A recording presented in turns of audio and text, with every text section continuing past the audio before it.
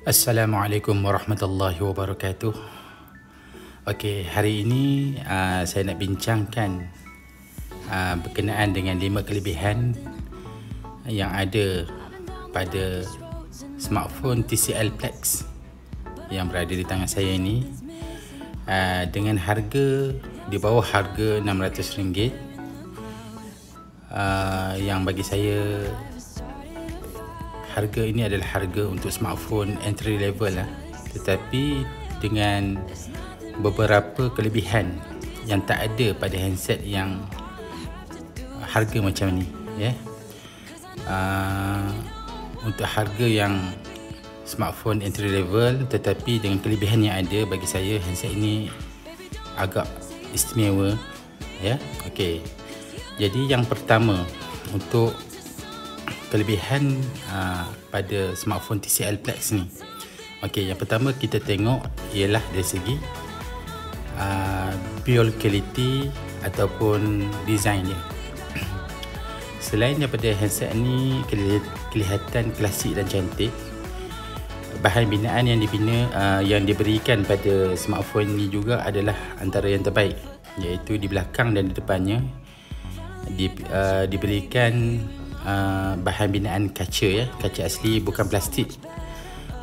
Biasanya kalau kita tengok range harga handset macam ni, biasaannya bawah 600 ni body je plastik, tapi ini adalah kaca, dan bukan kaca sebarangan, sebab kaca yang diberikan ni adalah kaca yang berbentuk melengkung, ya. Kalau kita tengok rekaannya seperti handset yang berharga ribuan ringgit lah, ya. Macam OnePlus pun ada, okay? Jadi binaannya agak cantik, dan untuk kerangkanya adalah daripada metal, ya, bukan plastik. Jadi dari segi binaan dia, bagi saya adalah antara binaan terbaik bawah harga RM600, iaitu menggunakan bahan yang agak premium dengan rekaan yang agak menarik. Okey, yang keduanya adalah dari sudut skrin yang diberikan. Okey, untuk skrin je, untuk handset ni, skrin je pertama adalah menggunakan skrin yang besar lah, besar dan juga mempunyai design yang terkini lah. Dia ada satu notch di atas ni, ya, dah hampir bezel lah. Jadi rekaan dia antara rekaan yang agak moden, ya. Selain itu, untuk resolusi skrinnya adalah Full HD Plus,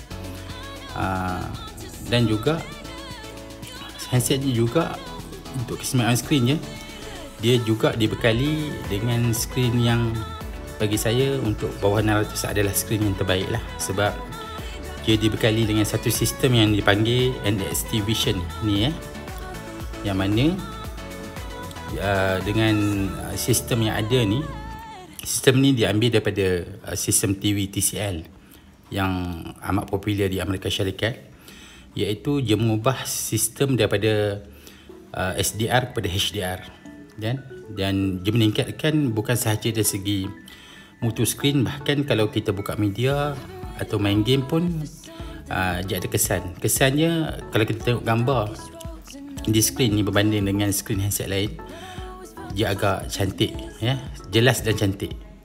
Jadi itu antara keistimewaan yang kedua yang ada pada skrin ni iaitu dia hampir-hampir lah kepada retina display yang ada pada iPhone, iaitu kejelasan dia sharp dan juga warna dia agak pop, ya.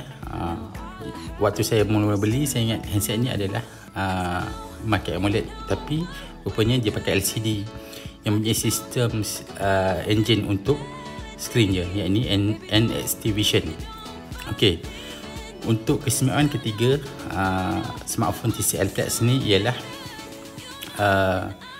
dari sudut dia diberikan satu button, ya, satu button yang tak ada pada handset lain. Kalau kita tengok handset yang bagi button lebih ni, contohnya seperti iPhone, dia ada button untuk senyap dan untuk senyap, dan juga OnePlus. Tapi untuk smartphone ni dia ada bagi satu button ni di sebelah kiri ni. Kelebihan button ni,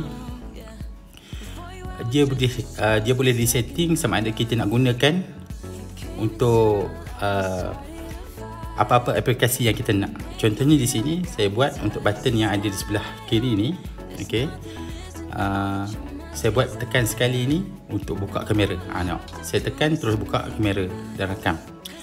Okey, dia bukan itu je function, dia boleh juga ditekan 2 kali untuk function lain. Sini saya buat untuk function torchlight dan 3 kali ni saya buat untuk button screenshot.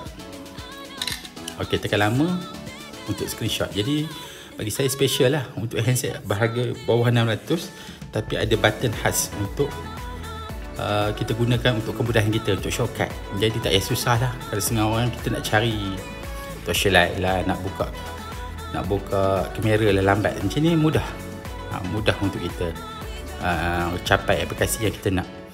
Banyaklah pilihan kita, nak buka aplikasi WhatsApp ke, nak buka aplikasi yang kita nak, semua boleh. Kita setting saja di bahagian kiri ni. Dan dia punya kunci ni adalah, inilah kunci pin. Okay, kita buka ni, ni di sini saya tunjukkan yang mana saya ada setting untuk tekan sekali ni mulakan rakaman video, tekan 2 kali untuk hidupkan dan matikan lampu suluh, dan tekan lama untuk petikan skrin. Okey, ni saya setting di sini. Okey, jadi itu antara keseimbangan ketiga handset ni, iaitu ada butang khas di sebelah kiri ni untuk kita capai aplikasi yang kita nak. Macam-macam lagi lah. Kalau tengok di sini, contohnya dia ada pilihan untuk macam-macam, buka assistant, kamera yang dah diatur sistemnya, galeri kita boleh buka, pengurus pintar, ini lain-lain, kita buka lampu suluh boleh, dan rakaman skrin, macam-macam lah, banyak yang dia beri. Jadi kita boleh pilih apa yang kita nak. Jadi memudahkanlah urusan kita kalau kita nak buka apa-apa aplikasi yang kita nak. Okey, itu yang ketiga. Yang keempat, keseimbangan smartphone ni adalah dari segi kamera yang diberikan. Okey, untuk spesifikasi kamera ni, smartphone ni dibekali dengan 4 kamera, iaitu satu di depan ni, okey, dan juga 3 di belakang. Okey, untuk di depan ni, kamera diberikan adalah agak besar, sensor je, iaitu 24 megapiksel selfie kamera. Okey, dan di belakang ni pula dibekali dengan 3 jenis kamera, iaitu yang pertama adalah sensor utama, iaitu 48 megapiksel Sony IMX 882, yang mana kita tahu sensor ni agak menarik lah untuk sensor ni adalah antara sensor yang baru yang digunakan, dan untuk tangkapan atau video waktu siang agak cantik. Saya ada ambil beberapa contoh video dan gambar daripada kamera ni. Anda boleh tengoklah di dalam channel saya ni. Okey, seterusnya untuk yang tengah ni adalah sensor untuk wide angle, keluasan untuk kita ambil gambar. Ini special lah, biasa jarang kita dapat. Untuk harga 500 lebih ni, smartphone dapat wide angle. Biasanya bagi macam-macam lah, yang lain yang 2 megapiksel. Dan untuk wide angle ni adalah 16 megapiksel. Dia bukan macam yang lain tu biasa bagi 8 saja. Ini 16 megapiksel. Jadi gambar dia agak sharp, dan juga warna dia agak cantik lah, tak pudar. Okey, dan untuk sensor ketiga ni, ini adalah antara sensor yang bagi saya antara yang paling menarik lah perhatian saya, sebab sensor ini adalah sensor untuk menangkap video low light. Biasanya kalau kita dengar, biasanya smartphone diberi untuk kamera low light, tapi tak pernah lagi kita dengar untuk video low light. Tapi di smartphone ni diberikan satu sensor kamera untuk low light, dan sensor ni agak unik sebab dia spesifikasi je adalah 24 makron. 24 makron agak besar lah. 2.4 makron agak besar untuk sensor yang untuk menangkap cahaya, supaya tangkapan video kita di waktu malam kelihatan cerah walaupun kawasan tu agak gelap. Ini jarang lah kita dengar di smartphone lain. Tak pernah dengar lah, setakat ni saya tak pernah dengar lagi. Dan bagi saya kamera ni special sebab dia untuk menangkap video malam, bukannya kamera malam. Jadi saya dah cuba dan memang gambar dia agak terang di tempat yang gelap. Dan saya rasa setakat ini handset flagship pun tak bagi sensor macam ni. Okey, jadi ini contoh. Okey, contoh yang kita tengok pada kamera je. Okey, di sini dia beri tiga pilihan. Ini untuk sensor biasa, satu sensor biasa. Okey, yang kedua ini adalah sensor wide angle. Dan yang ketiga ini, kalau kita tengok lagi, kejap. Okey, ini sensor untuk rakaman waktu malam. Ni video cahaya rendah. Okey, kita tengok video cahaya rendah. Kalau kita tekan ni, okey, ini dia, contoh video dia. Kita tangkap, dia memang jelas untuk video. Jarang kita tengok yang smartphone yang ada sensor kamera macam ni. Okey, itu antara kelebihan lah untuk headset ni. Itu untuk yang kelebihan yang keempat, iaitu pada kamera dia. Dan juga untuk smartphone ni, kelebihannya jarang kita dengar untuk smartphone mid range sekalipun yang bawah 1000 yang bagi video 4K dengan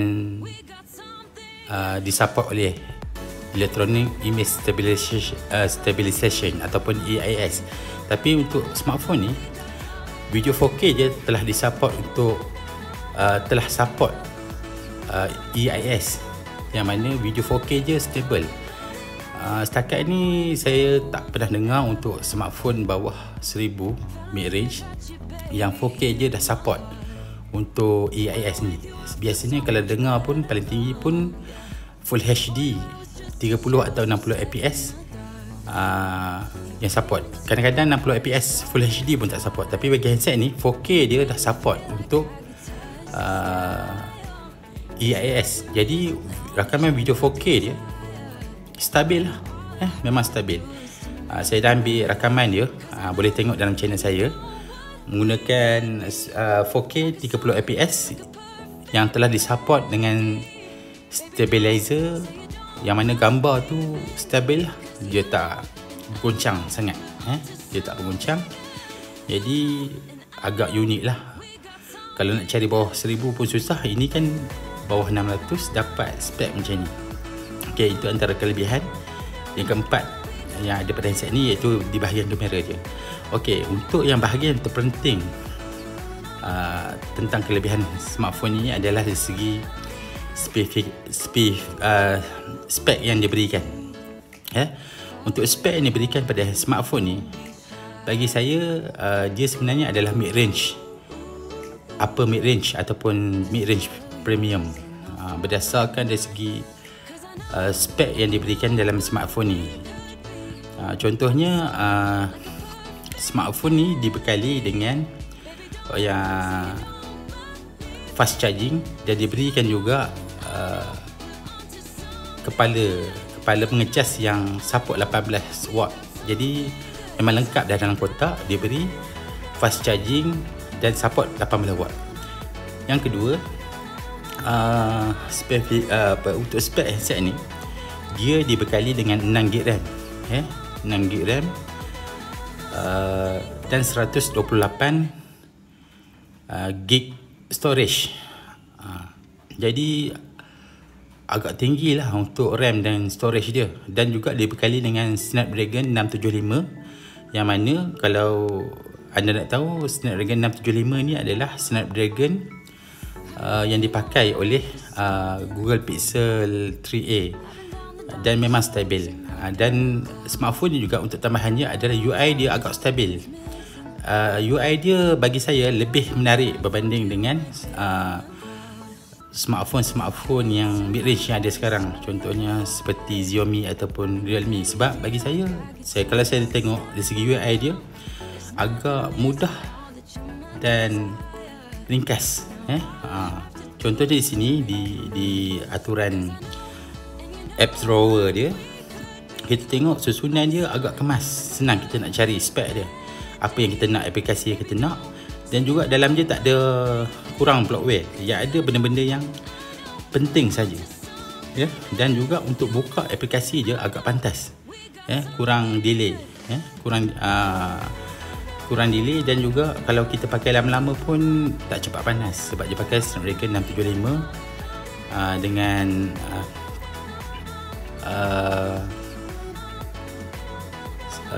kualiti performance yang agak baik, ya. Jadi kita buka apa-apa tu agak pantas dan kurang lag. Okey, kurang lag. Jadi itulah antara kelebihan yang ada pada smartphone ni bagi saya. Dengan apa yang diberikan pada smartphone ini, dengan harga entry level tetapi dengan kualiti yang bagi saya lah layaknya. Smartphone ni harganya adalah 1000 ke atas. Sebab apa? Dengan build quality, bahan binaan smartphone ini yang agak premium, tak menggunakan plastik, dan dia menggunakan kaca yang melengkung dan body metal, disertakan dengan skrin yang cantik dan berkualiti, disertakan dengan spek yang agak tinggi. Sesuai lah kalau untuk digunakan untuk main game ke media ke, memang sesuai. Dan skrin dia agak cantik untuk kita menonton media, ya. Dan juga dengan ada ciri tambahan seperti button khas untuk memudahkan kita tugasan harian kita. Dan juga dengan bermacam-macam lagi lah kelebihan yang bagi saya smartphone ini adalah smartphone terbaik di bawah RM600 dan amat berbaloi lah dibeli untuk digunakan. Dan jangan risau pasal smartphone ni, walaupun anda mungkin jarang dengar berkenaan dengan TCL Tax ni, smartphone ini bukanlah baru mengeluarkan handset. Sebab sebelum ini TCL telah mengeluarkan dua jenis smartphone, iaitu BlackBerry dan Alcatel. Jadi senang cerita dia dah lama lah. Kalau kita tahu BlackBerry ni tahun awal 20-an dah ada dah.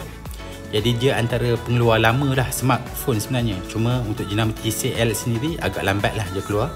Tapi sebelum ni dah keluar BlackBerry. Dan kalau kita tahu kualiti BlackBerry, kalau dulu biasanya di compare dengan iPhone. Jadi kualiti software dia agak bagus, ya, lancar. Dan saya boleh katakan juga sebenarnya smartphone ni adalah antara dari segi UI atau OS dia, boleh saya katakan seimbang dan juga hampir-hampir menyerupai Oxygen OS, ya, yang digunakan pada OnePlus, ya, yang digunakan pada OnePlus. Sebab bagi saya smartphone ni selesa dipakai. Dan juga spek yang diberikan tu buatkan kita yakin dan confident nak untuk gunakan smartphone ni untuk jangka masa yang agak lama, ya. Dan tak perlu dirisaukan pasal software dia, sebab smartphone juga sudah support Android terbaru, iaitu Android 10. Dan juga smartphone ni sebenarnya ada satu syarikat yang besar. Kalau TCL ni di luar negara, di Amerika sudah terkenal sebagai pengeluar TV terbesar di Amerika, dan juga dia sebenarnya telah lama buat smartphone ni, cuma tak digunakan nama TCL. Cuma sebelum ni dia buat untuk BlackBerry dan Alcatel. Senang kata BlackBerry Alcatel tu adalah kepunyaan dia. Jadi kalau kita tahu BlackBerry dan Alcatel ni adalah smartphone yang lebih lama dikeluarkan sebelum Xiaomi dan Realme keluar. Bahkan saya boleh katakan smartphone ini sebenarnya adalah dari segi pengalaman dia lebih lama daripada smartphone lain. Dan dari segi kualiti dia adalah termasuk dalam kategori amat berkualiti. Dan kalau dilihat daripada apa yang diberikan ni, saya boleh kata kalau smartphone ini dijual sekalipun dengan harga 1000 lebih, dia adalah sebuah smartphone yang amat berbaloi untuk dibeli. Apatah lagi dengan harga sekarang ini adalah di bawah 600 ataupun 500 lebih saja. Dan smartphone ni saya dapat dengan harga RM565 di Lazada, di kedai Direct D, dan diberi percuma satu TWS TCL, keluaran TCL yang harga dia pun adalah hampir RM200. Jadi bayangkanlah dengan RM565 dicampur dengan diberi percuma TWS headphone ni yang berharga dekat RM200. Sebenarnya headset ni kalau dikira-kira dalam RM400 saja. Jadi bagi saya ini pembelian yang paling berbaloi lah. Okay, jadi itu saja untuk ulasan saya malam ni berkaitan dengan antara 5 kelebihan smartphone TCL Plex ni, yang mana dia antara smartphone yang amat berbaloi untuk anda dapatkan di tahun 2020 ni. Okay, jadi sekian saja. Saya akhiri. Sebelum saya akhiri, sila subscribe, share and like. Jika anda suka video ini, insyaAllah saya akan buat ulasan akan datang berkaitan dengan smartphone yang agak berbaloi untuk anda beli di bawah RM1,000, yang agak rare lah pada masa sekarang. Okay. Jadi saya akhiri dengan wabillahi taufiq wal hidayah. Wassalamualaikum warahmatullahi wabarakatuh. Terima kasih.